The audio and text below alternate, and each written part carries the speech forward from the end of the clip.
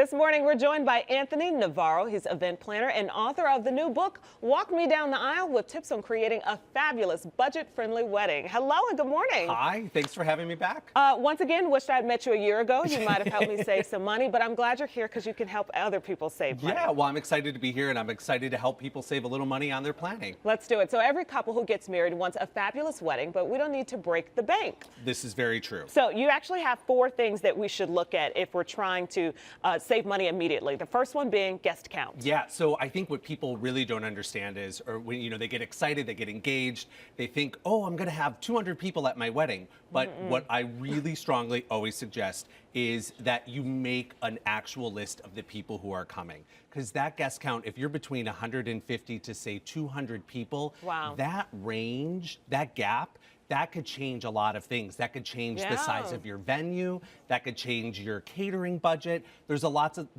that can change with that. So definitely you want to really sit down and figure out how many people you really have coming, because it may save you a ton of money in the end. Start there. Yep. Okay.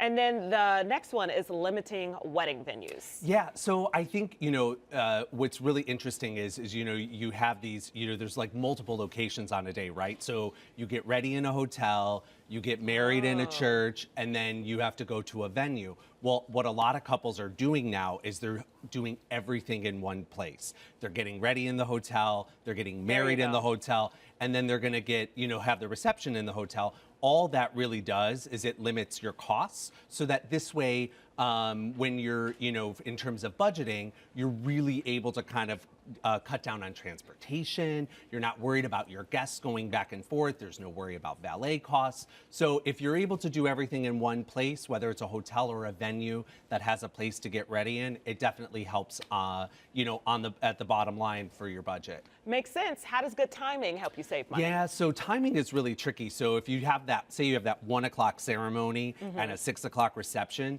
well, that means you start getting ready at 6 a.m. or 7 a.m. with hair and makeup, and all of a sudden you need your vendor teams with you much longer. So if you're able to kind of shrink the amount of time you have on the day, say starting even at 3 o'clock, that 2-hour gap right there, that's going to save you some money with your vendors. Okay. All right. Sounds good. Thank you so much for joining us. These are all good tips.